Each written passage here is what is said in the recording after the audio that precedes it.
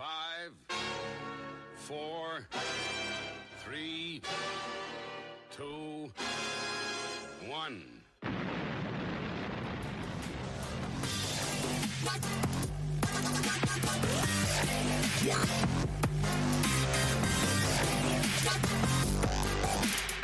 All right, hello, welcome, bienvenue, konnichiwa. It's time for the Amish Inquisition yet again.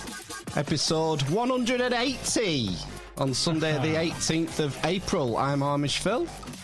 I'm Amish Ben. I'm Amish Matt. And tonight's guest is an author, researcher, podcast host, and we're going to be peering beyond the historical veil with Jared Murphy. How are we doing, Jared?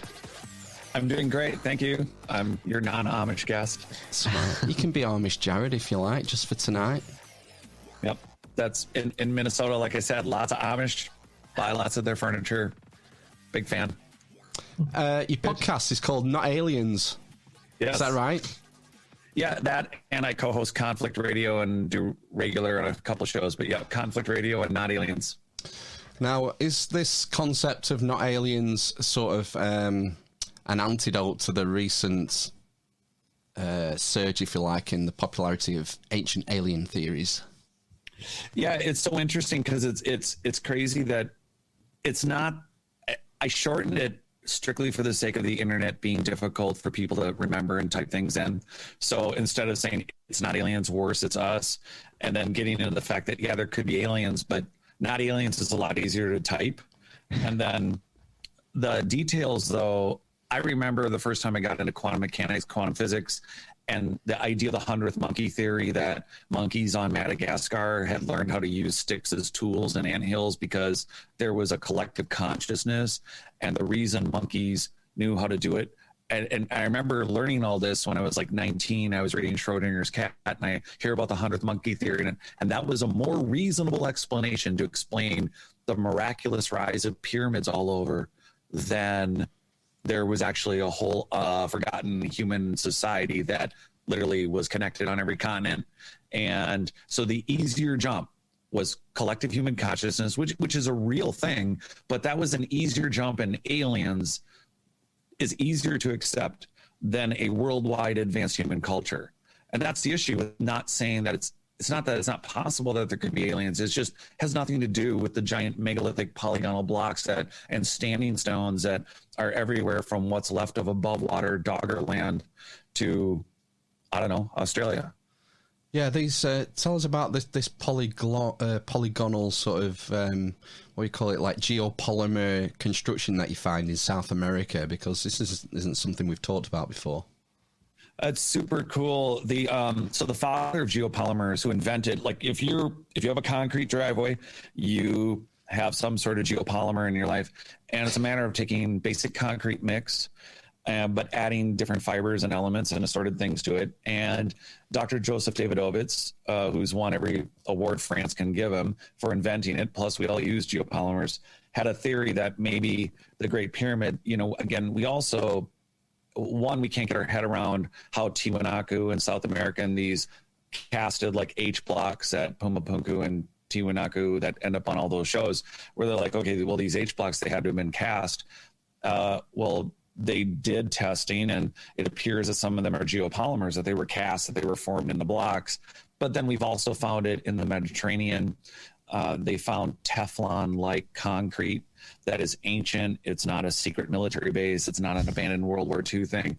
They find geopolymers everywhere, including the Great Pyramid, where the issue was, well, how did they build this giant thing? And well, they must have poured it.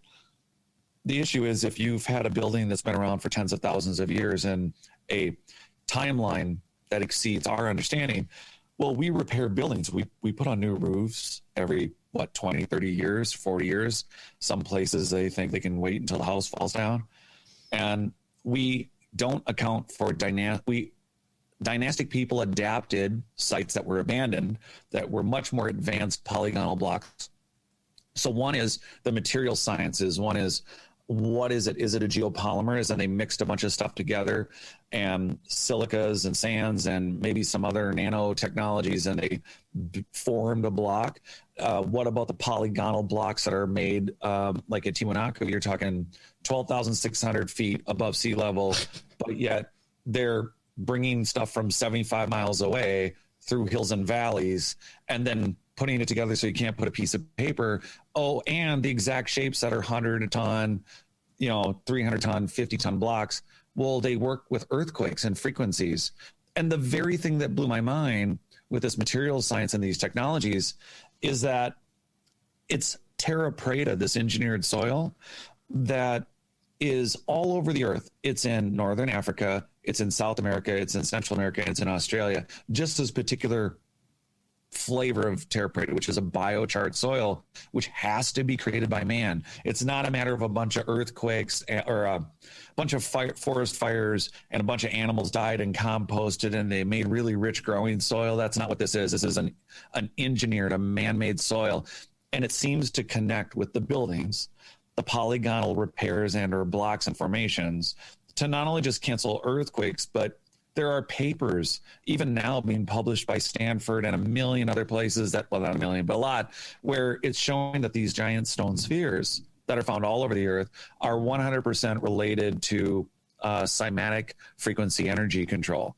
So now you have a giant network from the soil to the foundations of these buildings. I have a background in historical remodeling, which for you guys, you'll find funny because everything in America is really young. So like, any one of you could be sitting between all of you could be sitting in like 1,000 years of history. Yeah. And in America, an old house is built in the even if it's 1900, I've gone to remodel homes where it's 1960 and they're like, our house is really old. And I'm like, really? I just came out of an 1869. And what's 1869, right?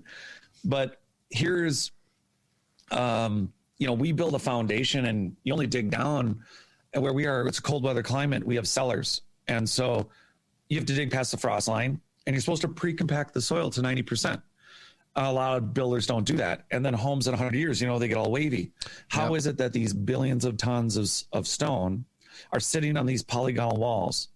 And the walls themselves, although sometimes they've been shaken or super weathered, like in Sardinia and Malta and in Greece, you see these, like the Temple of Delphi, you see these polygonal walls and they have gaps in them now, but it's because of the extreme antiquity and weathering. So is it 60,000 years? Is it 20,000 years?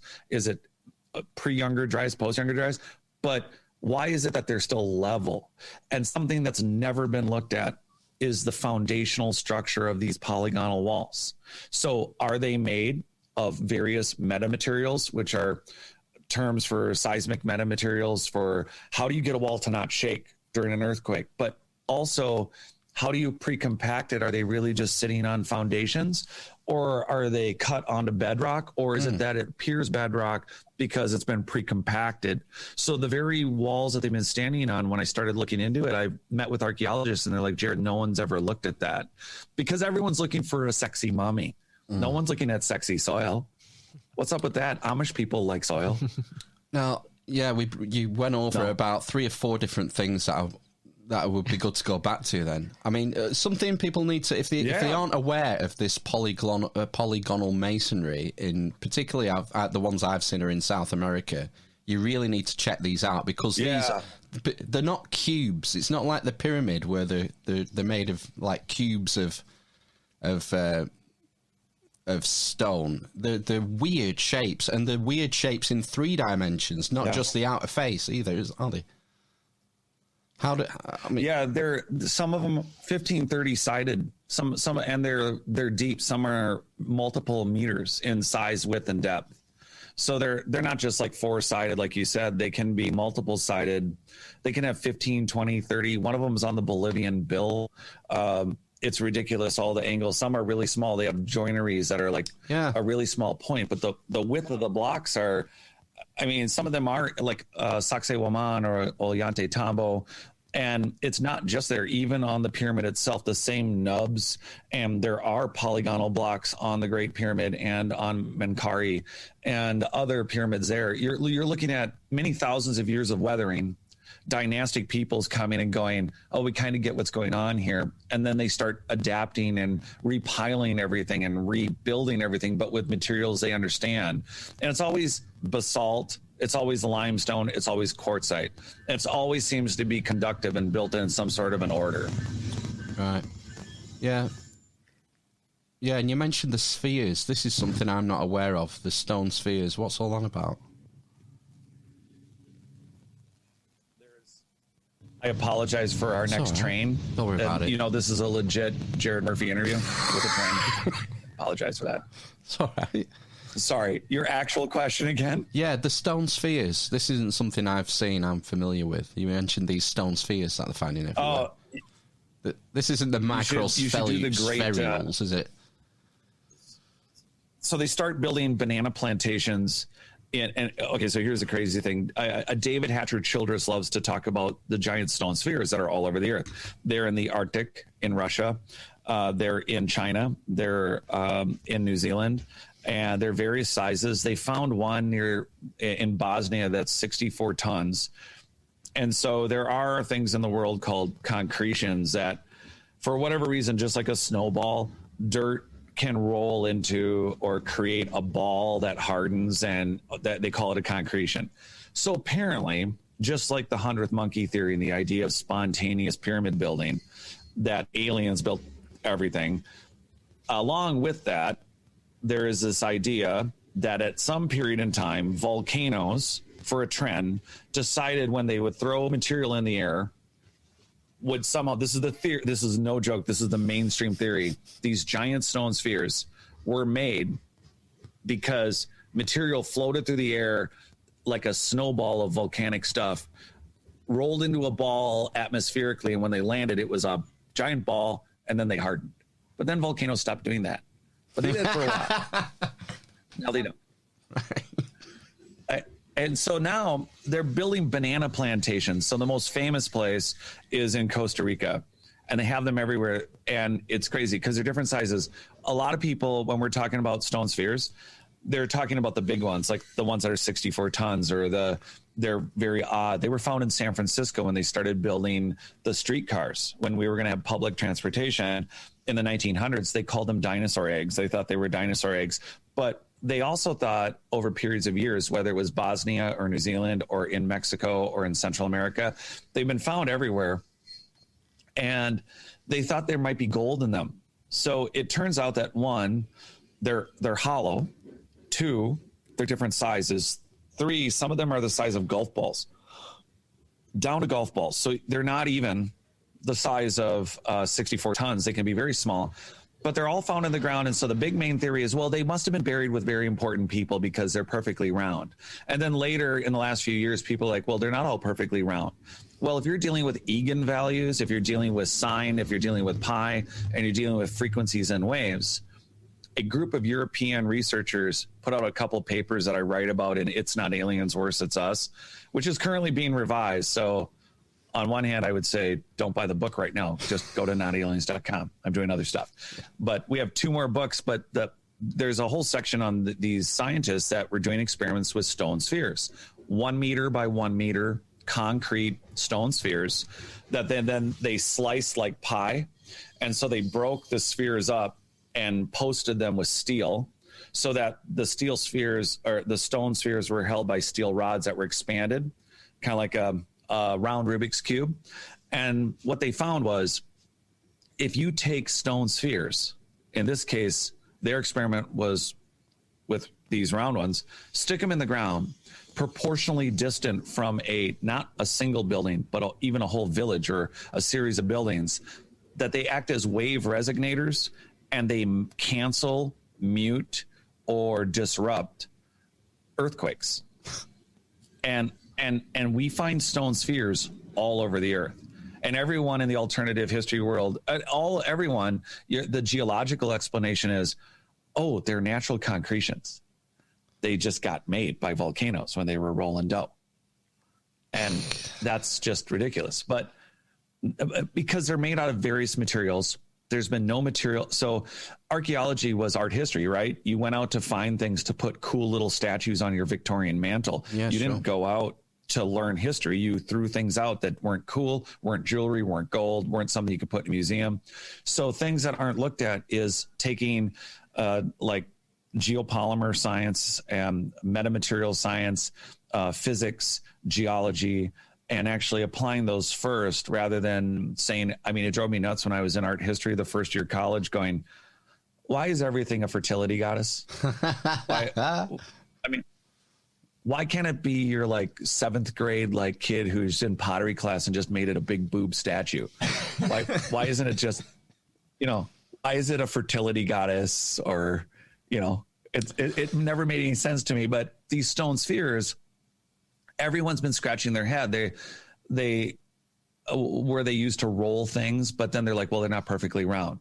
And then they're said to be perfectly round. But then in the antiquity of them in Costa Rica, if you look up the black and white photos, and I have them in the book, ironically, they were only seriously looked at for 4 years by a woman whose last name really is Stone. You can't make that up.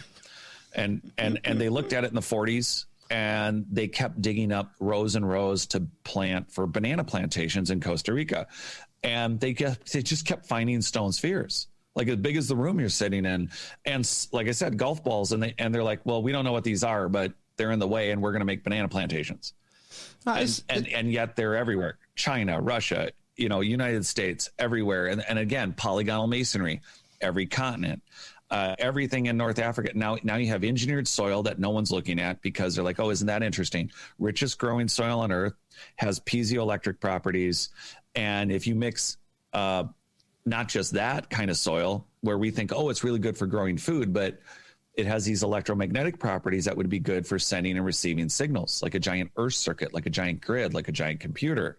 And so you combine that with the shapes of the constructions of the polygonal masonry, you have a building that's not only functioning well to stop an earthquake, you have a building that's functioning well in order to send and receive signals. And now you have stone ball wave resonators that are either propelling or muting the wave and frequency of your choice.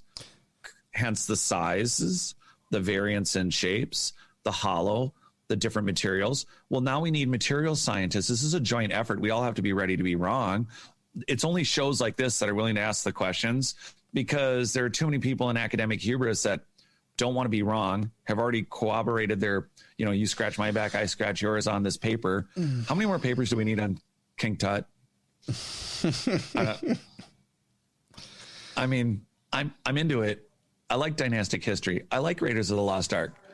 That's fun.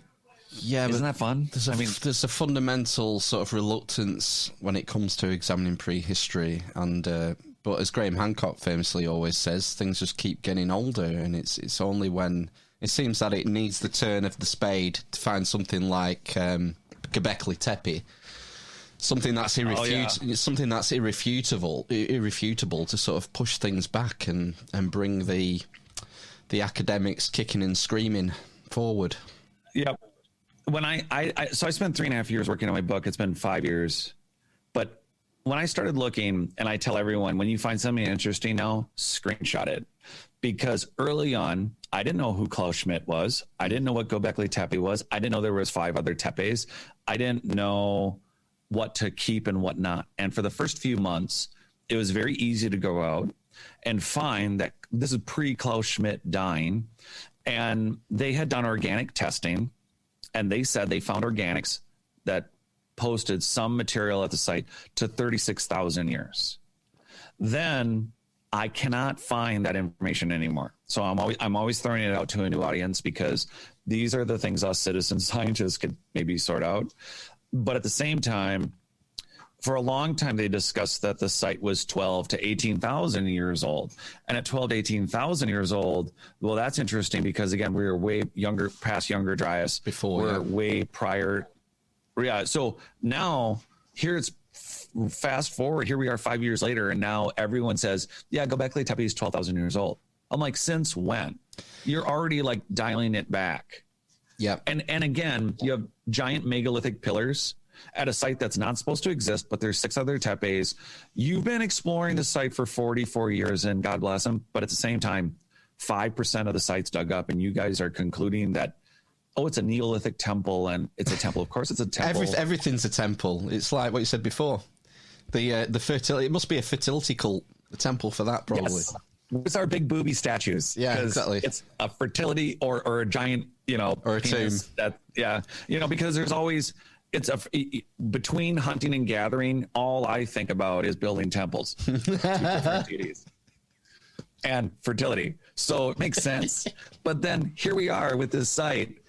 And again, the verbiage is changing how we look at the site. So we're going from hey, it's okay, it was 18, maybe to 36,000 years old. And that's just the organics you're finding too. You're seeing a site with giant megalithic pillars. Yet of the megalithic pillars, you're seeing river rocks stacked between them. Like that's not even the same culture. Whoever's occupying this site, and whenever they finish it off with an artist rendition, it's always people in loincloths banging rocks together. Yeah, the butt flaps. Yeah. Oh, yeah. Gotta have the butt flaps. Oh, I am Jerusalem cruisers, just like these.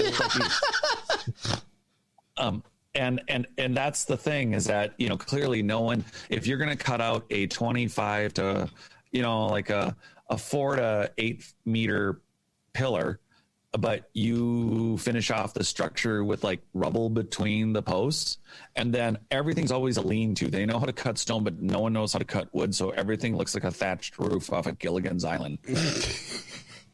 Yeah, they're working with some of the hardest materials on the planet, but yeah, the timber they just can't seem to get a grip of. No, they know nothing about textiles. They can't get past flip-flops, and they just scratch their head at wood. It is a mystery how to cut that shit. I mean, what do we do? We had David Roll on a couple of weeks ago. He's an Egyptologist, and he wasn't taking me on with regard to speculating about the pyramids, but I did sort of try and twist his arm and get him to comment on these diorite bowls, vases that are found. And you must have seen about them where they're sort of, they're maybe this wide at the top, and then they go down to a couple of inches at the neck, and then they bowl out, and they're not universally thin. They're the same thickness all the way, the hollow obviously, and the same thickness all the way around. They're machine. They're incredible. I'm pretty sure we can't make them with everything we have today. No. So I asked him, and his response was, well, they had sand and they had water and they had a lot of time. And, I respect David. It was great talking to him, but I'm just not buying it. I'm not buying that. Did he not say that he had drills, though, as well? I think. Yeah, but drills can't drill down and then out. Mm. And be not a little tiny hole and then out. Yeah. No. I mean, and what kind of drills did they have? Because I drill stuff every day. If I have to drill a porcelain tile, it's a bloody nightmare for me. Porcelain, if you use a standard steel bit on porcelain, it's blunt in 30 seconds in the bin. Yeah, but they're making stuff out of diorite, which is one of the hardest stones on the planet, isn't it? Mm-hmm. Yes, and they're doing it, and you can see the machining, you can see the lathe work, and you can't replicate the density, like you said there. The density is consistent, and it's not just a couple. I think it's such a great thing because at Saqqara, at the Step Pyramid, they find over 40,000 of these vases. And something that rarely gets pointed out, one, it's not just one kind, it's not just diorite. They make them out of all these shales, like the schist disc, but they make them out of also high crystalline. And some of the vases that it almost never gets pointed out are translucent. I mean, they're so thin you can see through them, and they're exactly what you said. They are perfectly the dimensions of the thickness does not change. This takes highly advanced machinery, and my description, and I guess I'm going to use it again, is just the story of the blinky board. For 1,000 years, people bang on the blinky board and you get an orange light on one side, and if you bang over here, you get a red light. And for 1,000 years, I've been banging on the blinky board, and someone walks up and says, that's a 747 and you're banging on the control panel. What are you doing? And then somebody else yells, heretic, burn him. And then you're looking at it, and what's happened is that you're getting a response. And what's worse in that 1,000 years is if you've been praying to the blinky board or asking it, and if even 60%, like the weatherman, if even 60% of the time you've gotten the correct orange blink instead of a red blink, then you got yourself some serious believers. And you're not going to change their minds or be able to talk to them. And we can't wait. Like Teotihuacan in Central America, it took them 99 years to uncover what they have uncovered. And it's like, look, it's important to discover all human history. So if you spend 35 years of your career piecing back painfully all the fractional shards of a vase, well, it's kind of like putting together the entry ticket to Disney World, but never excavating Disney World at the ticket counter. You know, we need to have a more pragmatic, but also we can't have 5% of Gobekli Tepe dug up. And now they're like, well, let's build a visitor center on top of an unexplored site. And I'm like, are you insane? You all of you on the alternative side, and then the Egyptologist, where it's like, you can't look at a technology where we don't have the ability to replicate it. That's the starting point. If you don't have the ability to replicate it, then you can't tell me that they were using abrasives and a bunch of blind people who are really good discovering depths can read their own minds and feel their way to the proper thickness of a vase, like you said, with a diameter a few centimeters. What device got inside there? I'm a builder. I know how to do stonework too. You and I, like, just cutting through porcelain, that's just a straight cut. These people are going inside the most not just difficultly hard, but there are, no matter how sharp, like you said, you dull out the blade. So in those vases, how are you getting it like the most fractional, like chip up of a quartz or something, and your blade hits it and just shatters the vase? How are they doing it to that precision? And you guys offer nothing other than witchcraft and sand? Yeah, or aliens. Well, there you go. So it always has to be, you know, we've never been more conscious than we are yet, you know, because there's genetic abilities. There's so many weird cuts in our DNA, and there's so many things biologically that don't make sense. And so it's got to be aliens. But like you said, you have these Egyptologists and these mainstream scientists that I'm out there advocating that archaeologists need to be allowed to fail. They need to be allowed to not find what they're supposed to find. They need to be funded and know that they're funded. They need to not get a degree based on that joke about, you know, archaeology changes at the ideas in archaeology change at the rate of the death of one archaeologist a year, or whatever. You know, that's so. Was he overall open to any other ideas? I'm very curious. I mean, he's quite controversial in the realm of Egyptology because his research and his position is advocating an adjustment in the traditional timeline of ancient Egypt, a 300-year bringing forward, if you like, of the collapse of the Bronze Age, and which wipes out the Greek Dark Age.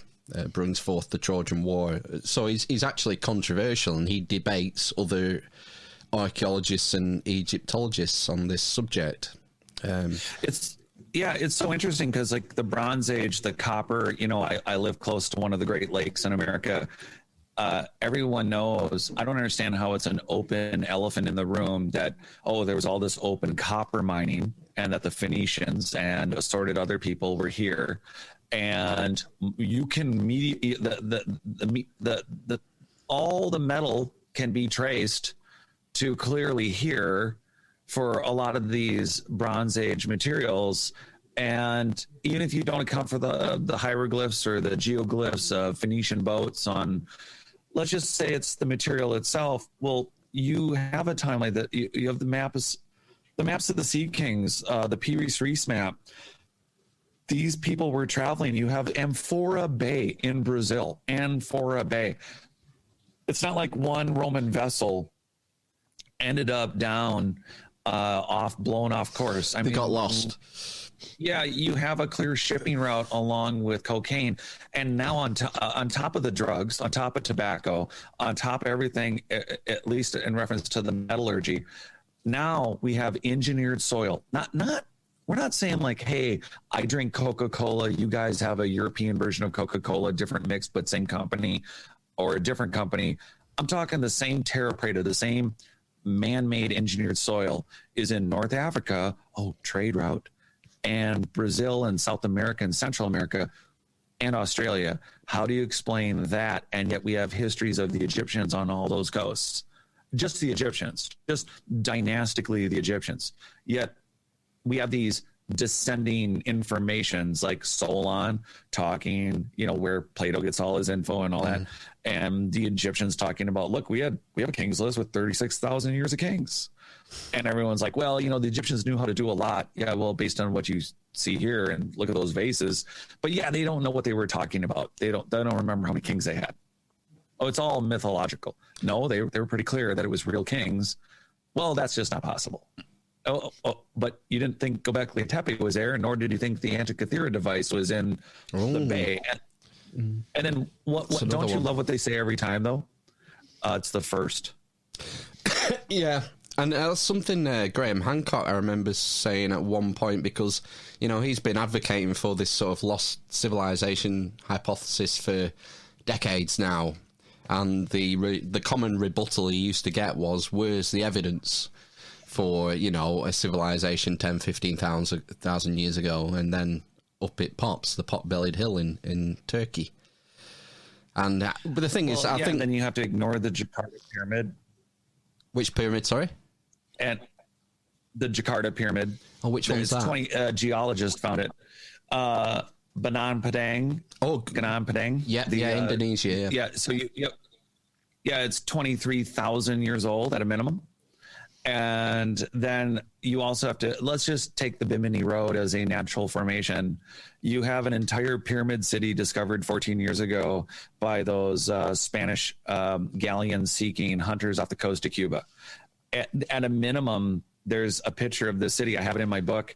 This city is at least, it's 2,300 feet. It's 1,700 meters deep. And they took a photo of it. Not that we're into conspiracies, but National Geographic bought the rights to that story, and guess what? We've heard about it. Zero. So far. 17. You can see the picture. 1,700 feet below sea level off the coast of Cuba. Oh no, 2,300 feet, 1,700 meters. Now the old thing I always hear is that after the Younger Dryas catastrophe, sea levels rose 400 feet. Yep. Now, this is seriously deeper than that. Right. Now, we know mainstream science talks about Doggerland. Yeah. And even 4,000 to 6,000 years ago, a lot more of the French coast and England and Scotland and Ireland, everything was way more connected. Now, you go to 8,000 years ago, and most of Doggerland is above the sea line. And even Ancient Origins and Science Daily, there is sedimentary, what I'm going to call nanoarchaeology going on, where they have actually just published that in salt water, they have found sedimentary remnants of the flora and fauna of Doggerland. So we're not even talking pre-Younger Dryas, but you hit pre-Younger Dryas, all of Scotland, Ireland, and a significant amount of under the Baltic. Like the Baltic was really just a lake. The Mediterranean was a lake. The Caribbean was a lake. And then what you have is millions of square miles of land that's underwater.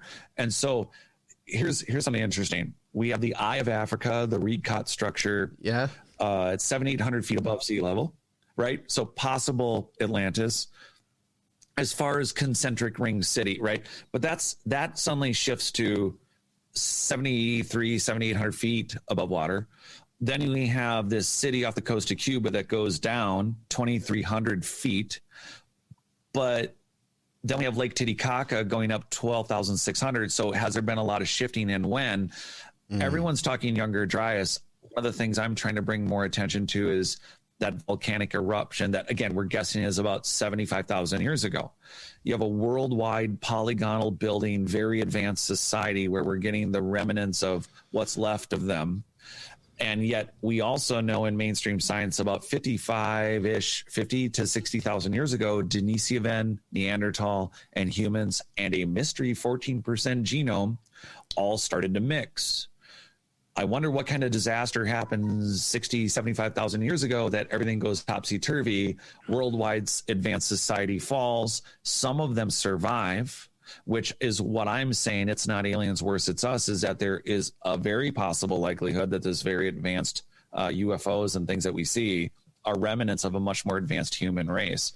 But sticking with evidence for an advanced society, the city off the coast of Cuba drove me to create a map of the world, which I'll have to email it to you, of what did the world look like at about 60,000 years ago, 55, 60,000 years ago? What would our coastlines be? And we're telling ourselves the story of us. And it was Graham Hancock who I was fascinated when he dove off the coast of India. Remember that city? It's heavy currents, dark, murky water. All the people in India have legends of this city and that it was, formed by Krishna.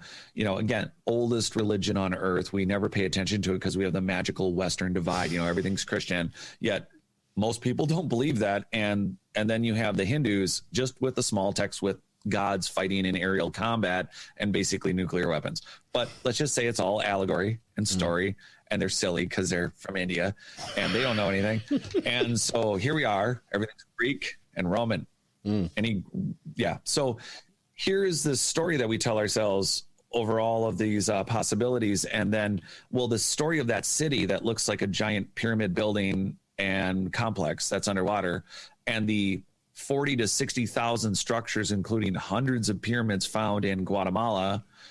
And that's just one scan, right? That's the LiDAR stuff, isn't it? Yeah, like 2 years ago now. Yeah. It's been 2 years. I can't believe it. The rainforest, yeah. And the archaeologists said we have to stop looking at South America as a place where our cultures went to die. We have to look at it as a place where maybe culture started. And if you start looking at the biggest elephant in the room, besides consistent polygonal pyramid structures that are made, most importantly, out of giant megalithic blocks. So when you look at the Central American Teotihuacan, Tupumapunku, and Tiwanaku, and Ollantaytambo, and Saqsaywaman, and Cusco, all the places in South America to Egypt, to Indonesia, to even New Zealand, there's polygonal walls. And by the way, there's a stone sphere. The holiest, most sacred thing on Easter Island is a stone sphere to the natives, to the Rapa Nui. Right. There is a stone sphere on Easter Island. And all of it everywhere has polygonal masonry. But what about underwater? How many polygonal cymatic walls are in stone spheres? And if you can tell me now that you're in salt water off the coast of England, France, Scotland, and Ireland, finding sedimentary remains of Doggerland, and you're telling me you can determine the flora and fauna from crystalline content, that's thousands of years old from salt water. We are literally in a revolution of understanding. And like you said, you want to be polite. I want to support every archaeologist in the ability to, without loss of their license, their credentials, to fail and succeed at finding things that don't match the narrative. But if they don't, I don't want us or everyone to slow down on their efforts to learn all this stuff, because it's clear that we're missing this. It's not just that Gobekli Tepe existed. And when you throw somebody in, the Jerusalem cruisers and the loincloth and go, oh, we missed another society, but they were primitive. Yeah, so is the Apple Store after it's been rioted. It's primitive. There's no more apples, but it's been readapted. It's been reused. And then worse, over 1,000, 2,000, 4,000 years, it's been repaired and then maintained, which means it's had new work on top of the old work, on top of the new old work. And then it was repaired and maintained. Yeah, there's a famous site which I'm fascinated with, which is Baalbek in Lebanon, which has the famous Trilithon stones. And it's it's always said, well, the Romans built this but you've got these retaining walls with stones 800,000 tons. You've got 1,200 ton stones still in the quarry, and because there's some, and that's 3 miles. And the Romans it seems to me that the Romans used these stones as the foundation to build the Temple of Jupiter. They didn't put those fecking stones in there. Anyone who does construction, you look at the way they stack the blocks of the temple, and I'm like, well, that's a giant block, and then that block next to it's kind of big, but they stacked a bunch of stuff that it's not really consistent with how you would build even in the scale. So they have the base of what was left of something. They have an obliterated building that they restack what they find. And something else that rarely gets pointed out is, like you said, they worked in diorite. They are working in these basalts and these quartzites, some of the hardest stones on earth. And at Baalbek, originally in the last couple hundred years, modern archaeology, there was, and this is actually going to be interesting, just like all our sexy soil talk and no cool mummies and ancient mythologies. And we're not doomsdaying anyone. So I'm sorry, I'll throw out the keywords so people keep listening. Doomsday, prepping, watch out, Satan, the devil. And here is a building where you get to those megalithic blocks. And I want to come back to those, but rarely pointed out are original. Okay. In the last 200 years, we found over 200 of those pillars at Baalbek, right? And those pillars, the Roman ones are cut in sections. Column drums, Some of those, yeah. But the original ones at Baalbek, they're single pieces, 60 feet, single pieces, perfectly hewn. 60, and you know how big those pillars are, right? You've seen people standing in front of them. Somebody had to turn that giant pillar and put it on a lathe, like the unfinished obelisk. Do you see the oxen turning how many Amish does it take to turn that lathe? Yeah. What do you do with that? So those columns are also from a great distance. And there is even some of the workable stones that the Egyptians were credited with using. The very famous temple that has the helicopter image and the tank. Okay, something that's not pointed out, and my friend and co-host on Not Aliens, Jennifer Deo, the archaeologist, we're going through in my members area on Not Aliens. We have all of her photos from Egypt. She goes, they're up on top with Mohammed Ibrahim, who I've gotten to interview also. He knows, he does tours and he does all this ancient Egyptian research and they're standing there on top of that temple. And behind him, to me, looks like, a couple meter thick. It looks like the top of the roof, right? But they're standing like on a sidewalk. And then it looks like there's a raise up behind them and it's this giant, looks like a giant cake, but it's the roof to that temple. What a lot of people don't know is that up to 6 meter thick, that piece, 6 meter, 2 meter thick. So about 6 feet. That's a single piece of limestone, the entire ceiling of that temple. How long is it? Cut that and move it. How long and wide is it? Oh, it's huge. I asked, and to the best of from what we can tell from the photo, it's like between 40 or 50 feet, or it's got to be length. I think it's close to like maybe 80 or 90 feet, almost something like that, and like 40, 50 feet wide, and it's 2 meters thick. Who cut that? How did you cut that? Where did you move that to? How did that happen? Yeah, Jared, but they had wooden cranes. They also had sand. And sand, yeah. And an ox. Are you guys Beavis and Butthead Mike Judge fans? Yeah. Did you ever? Cool. Yeah. Do you remember Idiocracy? Idiocracy? No, go on. It's a movie with, Mike Judge made a movie called Idiocracy. Yeah, with the 500 years in the future, the guy, Luke Wilson, wakes up. The actor Luke Wilson wakes up. He's the smartest guy in the world because, everyone's gotten really dumb. And they have a fake Gatorade called Brawny, and they're now watering plants with it because it's got what plants crave. It's got electrolytes. And so they've forgotten how to water plants. And all I could think about is Idiocracy. Like, they got sand, they got water, they got electrolytes, they got what stone craves. A lot of this suggests don't get it. A lot of this suggests that we're missing something very fundamental in our knowledge, whether in engineering or manufacturing or logistics or mechanical advantage. We're missing something. Well, and then the thing, that same temple area and all over Egypt, all over South America, Pumapunku, all over there and all over the world, all these sites also contain, so they all have stone spheres. They all have polygonal masonry. We do not know what their foundations are. This is hugely important. What is the compaction of the soil, clay, sand? Did they, just like bringing those pillars and the material from not just the 3 kilometer or 3 mile away Baalbek.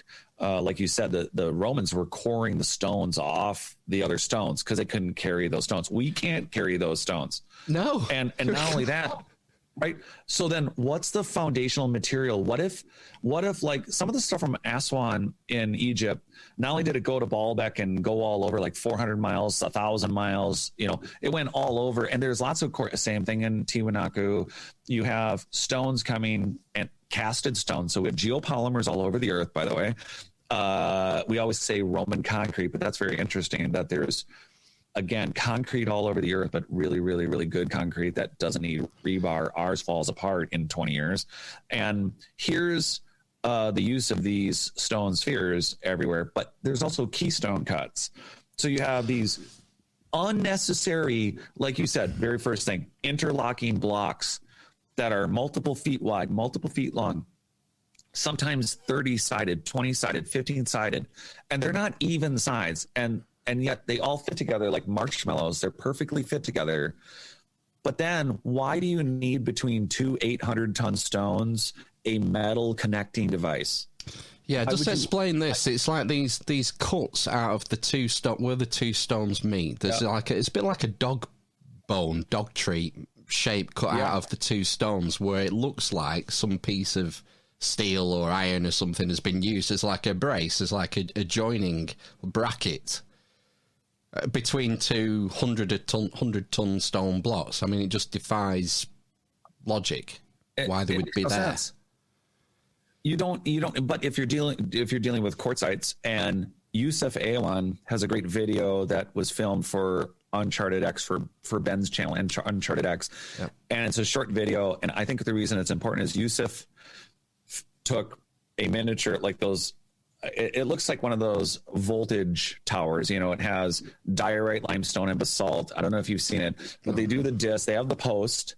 It's not that tall. It's about something that could sit between your mic and the desk, and they electrify. You would not believe the current you can put through a limestone, basalt, and granite.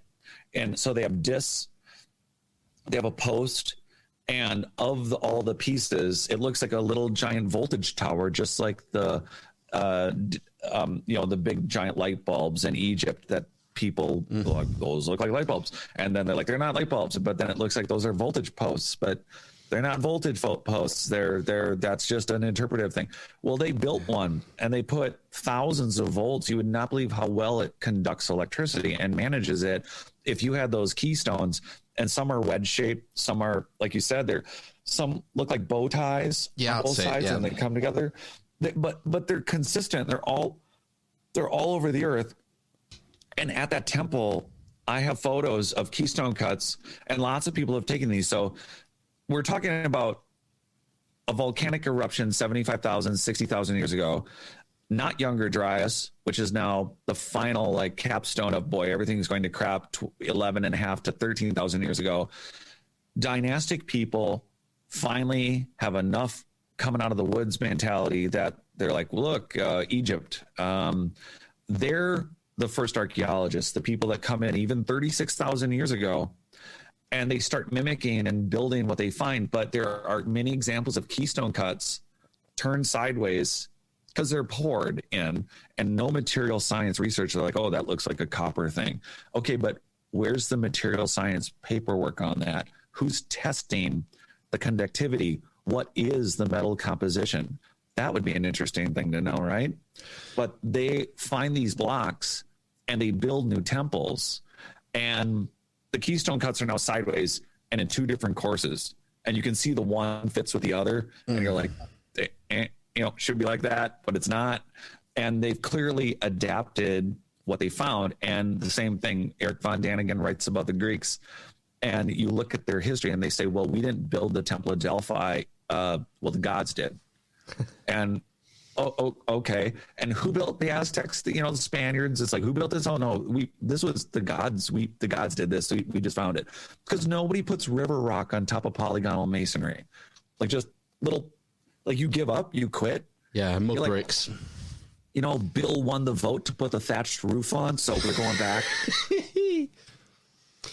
Yeah, this is something that interests me, particularly from authors like Graham Hancock. Baalbek's work when you mentioned the gods, because we have these founding myths of people like, whether it be viriculture in South America or Hermes in Greece, these sort of founders of civilization who seem to be everywhere you go in the world, there seems to be some sort of founding myth of someone coming and sort of downloading all this information onto the locals. To me, it looks like ancient Peace Corps. So let's just say, so there's rock cut ruins. One of the things I'm working on in my next book is I had no time to go into rock cut ruins. So Sardinia is a huge focus, Malta. The issue is Eric Von Daniken took Buzz Aldrin down to Bolivia, and there's some old footage way back in the day of, hey, there's these very complex, large rock cut tunnels all over the earth. And there are storage rooms or like places like Petra where there's some of the rooms at Petra that rarely get pointed out are 320,000 cubic square feet cut out, basically perfectly square. Out of the bedrock, isn't it out of the bedrock as well? Yeah. 320,000 square foot rooms. And what are you doing in a room like that? What are you doing with space like that? Why do you need underground management of materials unless you live through multiple geological catastrophes or cosmic catastrophes or weaponized scalar terrifying weapon catastrophes? And no matter what, you're a society that if you build megalithically, it's easy to survive floods. But let's just say 60,000 years ago, and this now goes into what happens when you survive. You're highly advanced, and I always describe it as a cruise ship. You and I might know our favorite whiskey, but we may not know how to brew it. We may not know how to distill it. We may not know how to. We know of flying, but we don't know anything about flying. Or I work with metal, but I don't know how to make a forge. I don't know how to do any anvil work. I'm not a blacksmith. So if you represented all of humanity in just simply one cruise ship, and that's what makes it through an unexpected disaster, and you come above the surface of the earth after hiding or waiting it out, and you only have scraps of your technology. And Atlantis was really described as a civilization. It wasn't one city, right? It was supposed to be multiple cities. And what if that represents the last time primitive people had access to the most advanced people? Maybe they just kept retreating from what was left of really. If you have a bunch of warring, mongering, eating everything that used to be a highly advanced, 100% conscious human race that is now devolved to the warlocks of, Jules Verne, and now they're just eating everything. And you're like, you know what? We need to send out the guy with the red beard over here and teach them how to farm. Well, we can't get to those other 50,000, pig stickers over there, but you know what? They'll just rule these guys that are farming, and now they won't go anywhere. So we can still have a city over here, but let's get like half of the 60 million. I mean, we can all turn this into the giant Lord of the Rings keep scene, and we have the weapons to take them all out. But instead of heaps of bodies, why don't we just teach them how to fish again? And so we're really sorry about religion. Also Bill's fault. We tried, we interfered. We're so sorry. And we thought you guys would get consciousness again. We thought you'd start to meditate. We didn't know you'd burn people at the stake. And that I think is something that may have happened where Denisovan Neanderthal, and we always describe Neanderthal again. They were bigger than us, denser bones than us, stronger than us. They had bigger brains than us, but they're always described as primitives. But yet the big elephant in the room that I was going to get to were the elongated skulled Paracas. Or in Africa, there's elongated skulled humans all over the damn earth. Now then, what do you do when I first see these elongated skulls, my initial thought is this is some sort of strapping that's done at birth before the skull fuses. Yeah, and then they finally do the research, and I showed it. I'd heard about the work from Brien Foerster that they're doing the genetic testing, that it looks like the Paracas are from the Caucasus region of basically Russia, and that maybe they were the first super advanced humans that after everything crashed, they were like, screw it, we're going to go make textiles, get high, and live on the beach. We're going to Peru. And then they just quit. They became the first Amish of their time period. Yeah. They were just like, we're done. But you're talking about people who, there are mimic cultures that smash their heads together. The crazy thing about the Paracas is, one, the skull goes in at a different location to the spine. Ours go in the middle, theirs goes in the back. Their forum magnum, their the arterial locations that feed the brain, the arterial locations are different on their skulls than ours, and they are missing a suture line. So one of the, so we have the cross in the skull, that the suture lines of the skull itself, they only have one. And also, big elephant in the room, most of them are redheads. So, yeah. So Viracocha was a redhead. Yeah, it's famous. Redheads and beards. Yep, gingers everywhere. The whole earth was Irish at one point. And then we blended down. I don't know what happened. But here it is. You have a physically born, they've even recently found a Paracas, another fetus. But it's not the only location, but this was a fetus. And again, these people, Brien Foerster had shown them to doctors. And I know actually a few surgeons and a couple surgical nurses. And I showed them the pictures of these skulls. And they're like, I've never seen anything like that. It's not in their forte because they're working on humans now, right? But what do you do with every large billion-dollar college in the universe that hasn't tested? Why can't all of us right now collectively just Google up the genetic DNA solution for the Paracas when they are not the same as us? Yeah, why is it down to Brien Foerster on YouTube to do this? Yeah, why is it down, right? Why is it done? It's like, hey, another drone footage. And I love Brien Foerster. He's the one doing it. Harvard and Oxford and everywhere else that has the money to do this, they're not doing this biological testing. No. I mean, you can just pick the house of cards. It's like Graham Hancock, perfect. We're a species with amnesia that apparently some people they're beyond plausible deniability now. Yeah, but this is sort of a historical hangover, isn't it? I know from when we talked to Anthony Stokes about archaeology in North America particularly, and he talked about the role that the Smithsonian have had in potentially, again, we don't like conspiracies, but potentially covering up evidence and locking stuff away, stuff away in vaults never to be seen again and whatnot. Do you think that the Smithsonian in particular have had a role in this? And remember, the Smithsonian is a baby British museum. Yeah, I mean, the Smithsonian's So the whole thing is a collective association of people who have a narrative. They have to protect the narrative, and there's no reason for it. There's literally no reason to protect this narrative.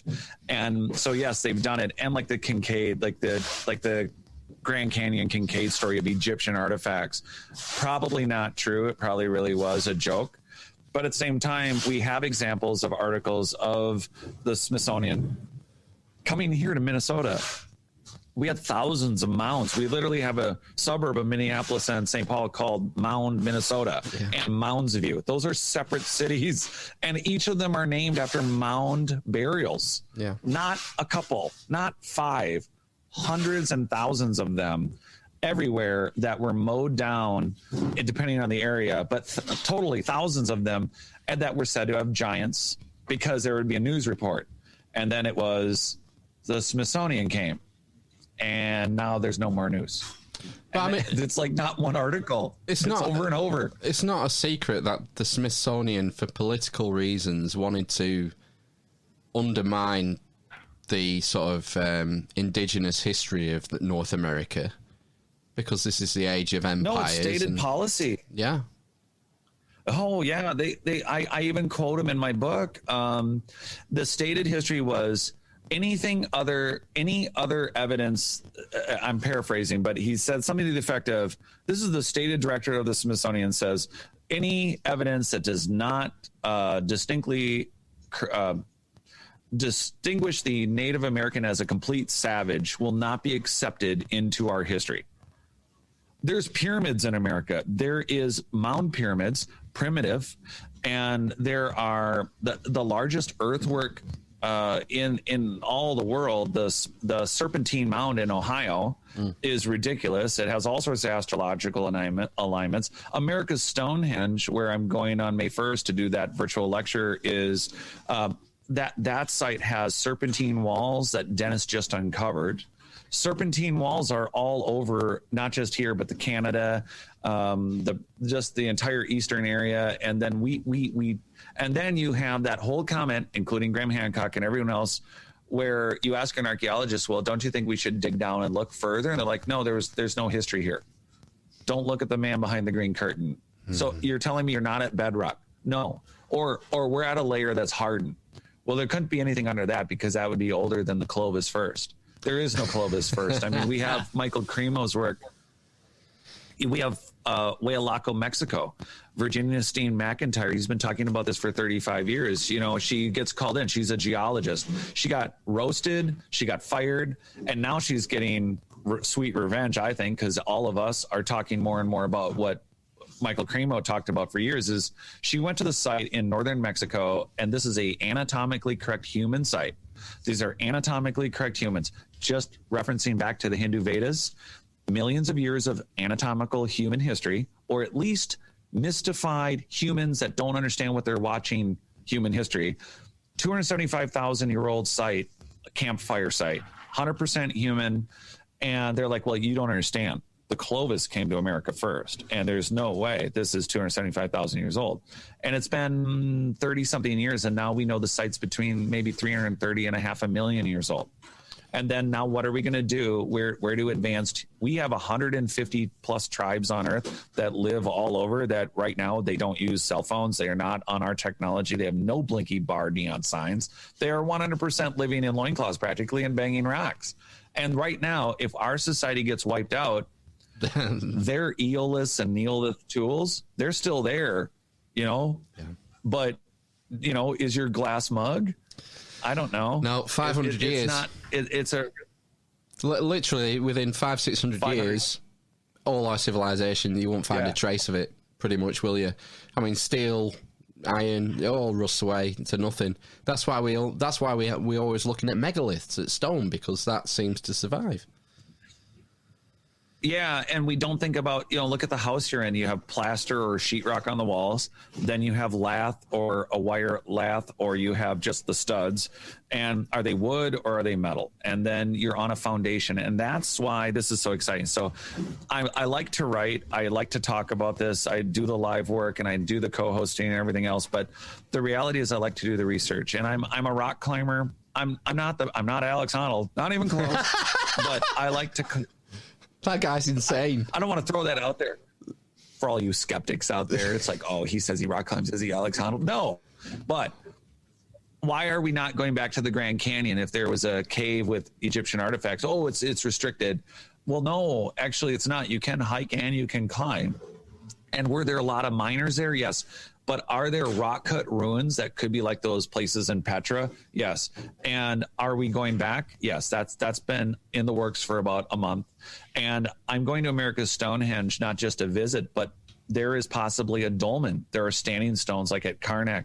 You have all those mysterious standing stones all over Ireland, Scotland, and England. And it's unbelievable. They look like, that's that interesting thing about Stonehenge, where again, part of Gobekli Tepe and Stonehenge in their similarities is that you have very ancient megalithic, very well cut, hardest stones, polished well, and then they're found and they're adapted. And it's a thing. If Druids use it for 1,500 years, well, that's a thing. If you go do yoga at Chernobyl for 1,000 years, that's a thing, but it was still a nuclear power plant. So you have a standing stone, which is really a megalithic structural point on a building that has been dusted because the metal and the wood and the lath and all the material sciences and, you know, plastic pharaoh behind you is gone. And the stone isn't. And then a society comes along and goes, you know what? That's a great idea. Like at Easter Island. The first Moai, the oldest Moai, are made of basalt. They're the hardest stone. They're the most well-polished. They're the most complex in their creation.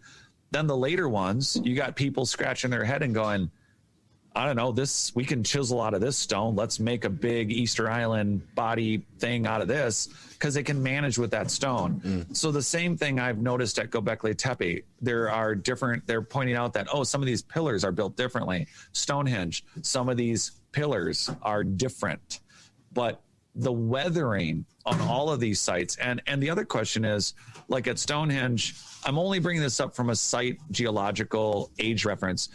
They get that, remember that LiDAR that just came out, a few months ago? They're like, oh, there's a 1.5, like a 3 kilometer wide diameter. Post holes, wasn't it? They found. Yeah. But are those post holes old, or are those post holes actually part of an original structure where they moved all the henge stuff from there? Did they break up an old henge to build a new henge? We're just assuming that's the original location. But, people, I remember Brien Foerster, to your point, he goes to Stonehenge and then looks through and they're like, is this 2 pillars? And he goes, and then the gal he was with goes, who's an expert on Stonehenge, she goes, no, that's an original single column, but it's so weathered, you can now look through it. You can practically jump through it. How much weathering did that take to put your body through it? How long has that been sitting there? And it doesn't look anything like it did even when they found it. I try to find archaeological records because it's busy. We have 3 trips planned. One's to South America to do megalithic foundation work because we want to know the layers of the foundation of what makes up megalithic structures. Are they artificial? Are they what if there's a crushed layer of a seashell from 1,000 miles away for just 1 inch of foundation? And then what if the next layer is piezoelectric, not just soil, but what if it's some sort of sedimentary mix? We're not thinking about the foundations because they're not, again, sexy, but the very foundations of these structures, the very soil that you guys walk out wherever you live and walk around, the assumption is, oh, well, that's, trees, things die, their soil collects, things. Yeah, but engineered soil can now, if we can discover the flora and fauna of long gone Doggerland from saltwater sedimentary objects, how hard is it for us to identify, well, these are the makes of Terra Preta? And in Europe, there's something called Chernozems, and they're in North America here. They're in America. They're in Canada. They're all over. That's another engineered soil that there's also a black market for. How much more are we going to find in the sands of the Sahara, in the Mongolian deserts? Why do we have Corinthian pillars and columns in Mongolia and also in Greece? Aren't they the same builder? That's a fun one, isn't it? Yeah, there's just so much questions. There's so many questions. I mean, it's just mind-boggling. There's just all this weird evidence and... Yeah, and I'm all up for doing this more. The issue is you can never do it. How can we touch all of this in one issue? We've left Matt and Ben out completely. Yep. Anything you want to ask Matt and Ben? Because we're rocking up on time already. I know. You guys, You're stunned. I know, it's mad. I love absorbing all this stuff. Every episode, I'm mind blown. Yeah, I've just been Googling everything as you've been going along as well. The Cuban Lost City looks good to look into. Pyramids and stuff. Yeah, and if anyone wants a deep dive on the elongated skulls, like you mentioned, Brien Foerster, Brien with an E, just go to his YouTube channel. He's got loads of stuff on it, hasn't he?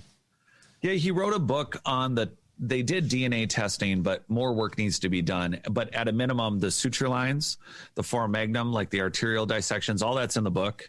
I would go get his. Yeah, I'm promoting Brian's book. Go get Brian's book because there's a lot of research out there. But I'm doing that virtual conference, but it's worth looking at that elongated skull question. And anyone for everyone out there listening, if you have a friend in a university setting who's archaeologically or biologically interested in the human race, ask the question, why isn't there?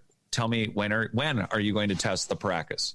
When are you going to test any elongated skull that has those suture lines? When are you going to look at it? Not if, when. That's a bad question for people. You want to end a party or at least get it going. Well, Jared, where's the best place to go for people to follow you and your work? Yeah, so I co-host Conflict Radio. You can find me there, but I also, of course, have notaliens.com. That's my site.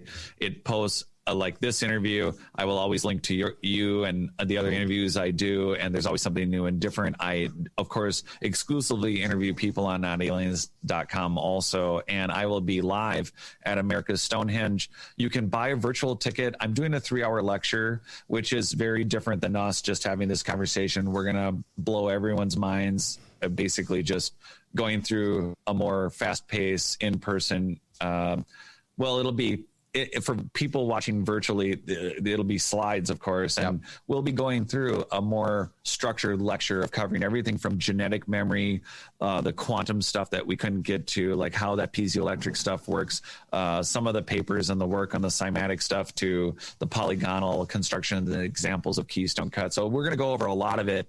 And then we're also going to be at America's Stonehenge and just walking around. That's May 1st. And all of that info and everything's available on notaliens.com. And then upcoming tonight, I'll be live on Spaced Out Radio with Michael Hall, which I do monthly. Which nothing like a ufologist that's been in it for 40 years. We do that monthly. It's going to be a good time. And can you listen to that online? Is that like an online radio station type thing? I think they're syndicated on about between Canada and the United States, about 40 radio networks. He also broadcasts. Yeah, it's on the radio. It's also on Facebook Live. Mm-hmm. He does stream it live, and then that is also visual. So we'll be doing that. That's going to be boy, that's a little late for you guys now that I'm thinking about it. That's 9 p.m. Pacific Coast American time is when that starts. Nice one. Well, so that's getting up there. Well, Jared, it's been fascinating. Like you said, we only really scratched the surface, really, but it was a bit of a whirlwind tour, wasn't it, through all this prehistory, which I find fascinating. Yeah, you beat me on the drink. You got your whole pint down, and I'm still like... Yeah, it's thirsty work, this podcasting, like. It's such hard work, everyone. Yeah, it is. Please support us all. Yeah, it's been great. Stay on the line for us for 1 minute while we play ourselves out. And sure. Check out Jared's site. The link will be in the show notes as usual, Eavesdroppers. And we'll catch you on the flip side. Don't touch that dial.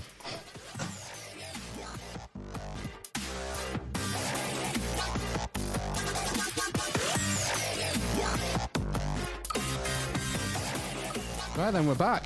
The dwarf, the cripple, and the mother of madness. That was our chat with Jared Murphy. Very